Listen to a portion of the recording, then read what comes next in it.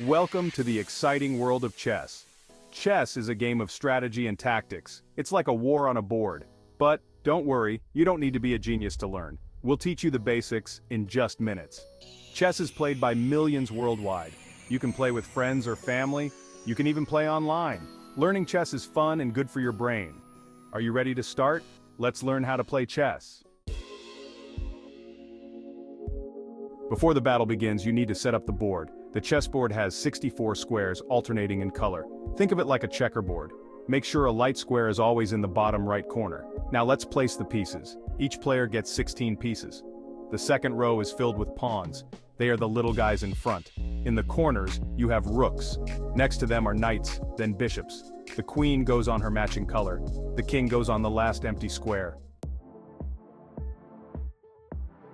Each piece has special powers, making the game of chess a fascinating battle of strategy and skill. The king is the most important piece on the board, but also the weakest in terms of movement.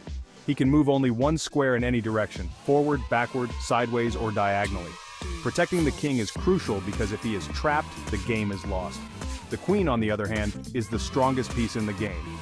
She can move in a straight line any distance, whether it's vertically, horizontally, or diagonally, making her a versatile and powerful force on the board. Rooks are the heavy artillery, loving to move in straight lines. They can travel up, down, or sideways across the board, covering great distances. Bishops prefer to slide diagonally, much like the slant of a bishop's hat. Each bishop is confined to its own color, either light or dark. Knights are the tricksters of the chessboard. They move in an L shape, which means two squares in one direction and then one square to the side. This unique movement allows them to jump over other pieces, making them unpredictable and difficult to block. Pawns are the foot soldiers of the chess army. They may seem insignificant, but they have the potential to become powerful. Pawns move forward one square at a time, but they capture pieces diagonally. This means they can only take an opponent's piece that is one square diagonally in front of them. Pawns are special because they can promote. If a pawn reaches the other side of the board, it can be promoted to any other piece, usually a queen. This transformation can turn the tide of the game, making pawns a crucial part of any strategy. So, each piece, from the mighty queen to the humble pawn, plays a vital role in the grand game of chess. Section 4. Marching orders, basic movement. In this section, we will delve into the fundamental aspects of moving your pieces on the chessboard. Now that you know the pieces, let's talk about movement. Movement is the essence of chess strategy, and understanding it is crucial for your success. Each player takes turns moving one piece at a time. White always goes first. This initial move can set the tone for the entire game, so choose wisely. You can move your piece to an empty square, or you can capture an enemy piece. Capturing is a key tactic to gain an advantage over your opponent. To capture, you move your piece to the square where the enemy piece is. This not only removes the enemy piece, but also places your piece in a potentially more powerful position.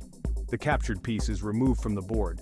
This reduces your opponent's options and can significantly alter the dynamics of the game. Remember, you can't move a piece to a square occupied by your own piece. This rule ensures that you must think strategically about each move. Each piece has its own unique way of moving. For example, the knight moves in an L shape, while the bishop moves diagonally. Make sure you understand how each piece moves before you make a move. This knowledge is the foundation of developing advanced strategies and tactics. Section 5. Fancy footwork, special moves. In this section, we will explore some of the unique and intriguing moves that can change the course of a game. Chess also has some special moves that can give you a strategic advantage if used correctly. One special move is called castling. This move is unique because it allows you to move two pieces simultaneously, which is not allowed in any other situation. Castling is the only time you can move two pieces in one turn. It involves your king and one of your rooks. You can castle your king with either rook, but only if certain conditions are met. These conditions include that neither the king nor the rook has moved before, there are no pieces between them, and the king is not in check. Another special move is called en passant. This move is less common but can be very effective in the right situation. This move is a little tricky. It allows a pawn to capture an opponent's pawn that has moved two squares forward from its starting position, as if it had only moved one square. It involves pawns, and can only happen in a specific situation. The en passant move must be made immediately after the opponent's pawn makes its initial two-square move. Don't worry too much about en passant when you are first starting out. It's more important to focus on the basics and get comfortable with the standard moves. These special moves add excitement to the game. They can turn the tide of a match and provide opportunities for creative strategies. As you play more, you'll learn when to use them. With practice, you'll become more adept at recognizing the right moments to execute these special moves, enhancing your overall gameplay. Section 6. Check. The king is under attack. The goal of chess is to checkmate your opponent's king.